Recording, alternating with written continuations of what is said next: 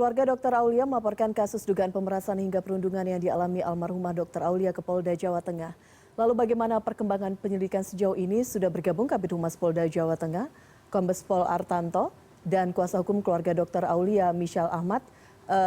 Kabid Humas Polda Jawa Tengah tampaknya belum bergabung, tapi saya ke Anda terlebih dahulu. Pak Michelle, kita berbicara mengenai laporan dari pihak keluarga kemarin ke Polda Jawa Tengah. Bukti-bukti apa saja yang kemudian disampaikan kepada pihak penyidik, termasuk siapa pihak-pihak yang dilaporkan ini?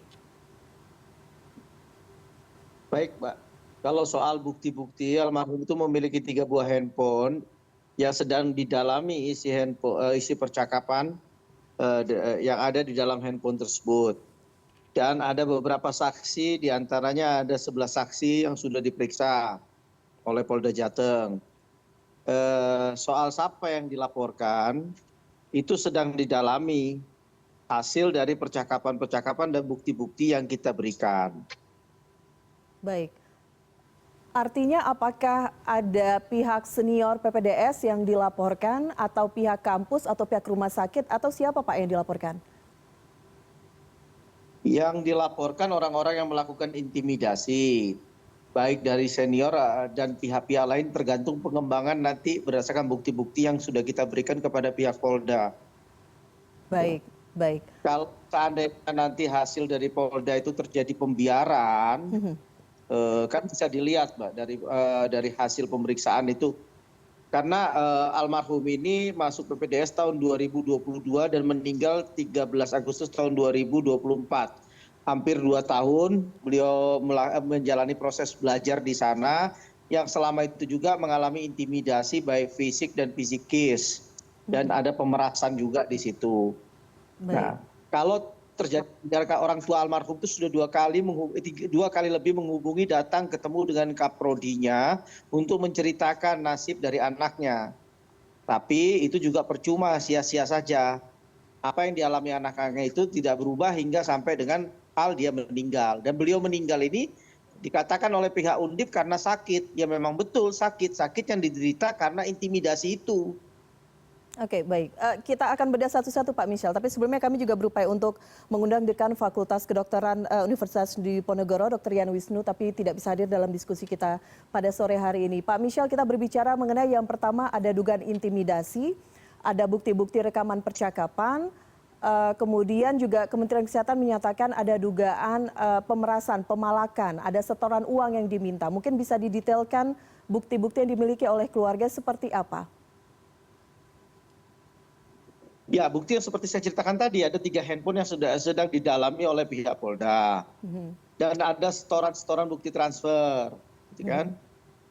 Terus jam kerja, ya jam-jam belajar yang jadi jam 3 sampai jam 1.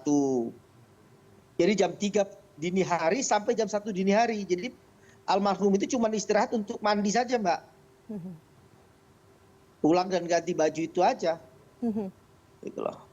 Nah, kalau pemerasan itu, kalau misalkan uang yang dikeluarkan almarhumah itu hanya untuk angkatan tersebut, ya mungkin itu karena dasar kesepakatan ya. Tapi kalau uang tersebut dipakai untuk seniornya, untuk pengajarnya, untuk hal-hal yang tidak masuk akal, ya itu bisa dikatakan pemerasan. Tapi itu nanti biar pihak kepolisian lah, itu domain pihak kepolisian, bukan saya itu. Oke, ketika pihak orang tua melapor kepada pihak Kaprodi, begitu ya Pak Michelle ya. Apakah juga disebutkan mengenai adanya permintaan uang setoran ini untuk kebutuhan non-akademik? Diceritakan semuanya, termasuk bahwa anaknya sampai sakit dan harus dioperasi. Nah, setelah dioperasi dia minta tolong anaknya untuk diberi dispensasi, tidak diberikan tugas-tugas yang berat. Namun itu tidak ada perubahan, tetap aja jamnya jam masuk jam 3, pulang jam. Pak Michelle?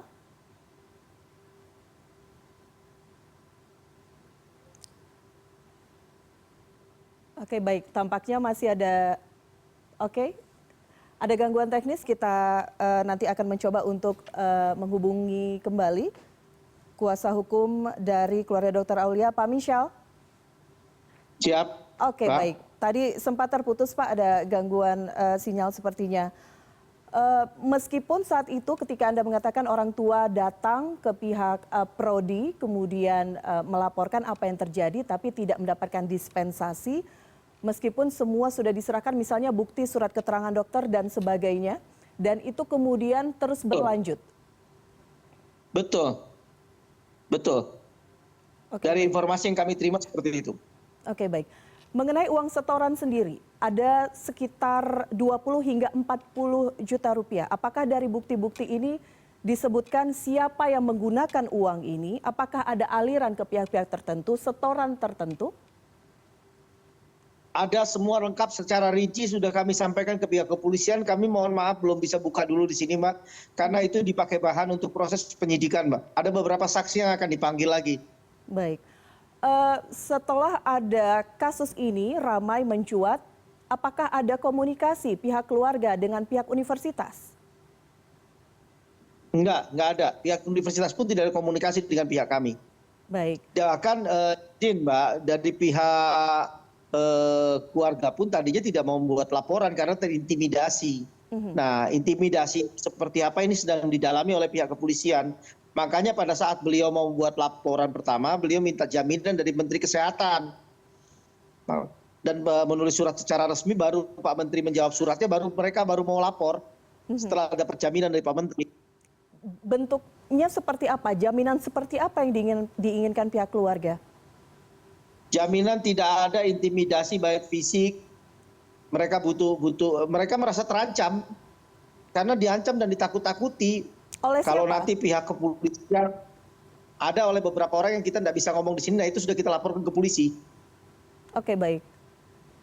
Bentuk ancamannya sudah berapa lama berlangsung? Dari mulai kasus ini terkuak, Mbak, sampai beliau lapor. Setelah beliau lapor sudah tidak ada lagi intimidasi itu. Oke, baik. Artinya ini memang ada jaminan dari Menteri Kesehatan tertulis secara resmi, baru pihak keluarga berani melapor ke Polda Jawa Tengah. Saya ingin highlight itu sekali lagi. Betul. Bukan hanya dari Pak Menteri ya. Ini sudah menjadi atensi dari Kapolri juga, dan RI 1 juga sudah mengatensi.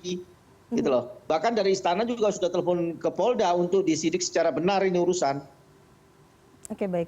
Tadi Anda menyebutkan 11 orang sudah diperiksa sebagai saksi. Kami masih terus berupaya menghubungi Kabid Humas Polda Jawa Tengah. Sebelumnya konfirmasi menyatakan akan bergabung, tapi tampaknya belum bisa bergabung. Dari 11 orang ini siapa saja kemudian, Pak, yang diperiksa selain dari pihak keluarga? Itu tanyakan langsung kepada Polda, Mbak. Baik. Karena mereka yang meriksa. Oke, baik. Berarti dari pihak keluarga baru hanya ibunda saja yang diperiksa. Ibunda dari almarhum. Dokter Nadia, adik kandung beliau, tantenya juga ada 2 orang. Oke, baik. Jadi ada 3 orang dari pihak keluarga yang sudah diperiksa. Betul.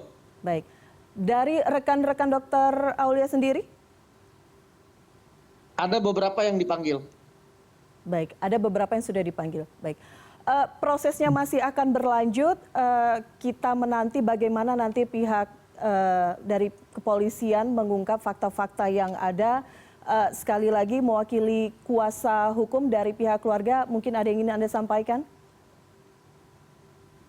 Ya, kami berharap proses ini bisa diungkap secara tuntas agar menjadi efek jerah, Mbak. Kami sangat prihatin dunia kesehatan yang harusnya memberikan rasa nyaman terhadap psikis orang-orang yang berobat, justru melahirkan dokter-dokter yang mentalnya bisa hancur dan rapuh kalau ini dibiarkan. Ini permasalahannya bukan ilmu kedokteran. Kalau ilmu kedokteran kita bagus ya, buktinya orang Malaysia aja belajar di Indonesia. Tapi sistem pelajaran di Indonesia ini yang nggak benar. Sistem pengajarannya dengan cara-cara premanisme ini yang harus diperbaiki. Oke, baik. Ada PR mengenai sistem dan ini sudah masuk ke ranah hukum. Sama-sama kita tunggu bagaimana hasil dari penyelidikan lengkap dari pihak polisian. Sekali lagi terima kasih Pak Michal Ahmad, kuasa hukum Dr. Aulia sudah berbincang bersama kami di CNN Indonesia Newsroom. Selamat sore. Selamat sore.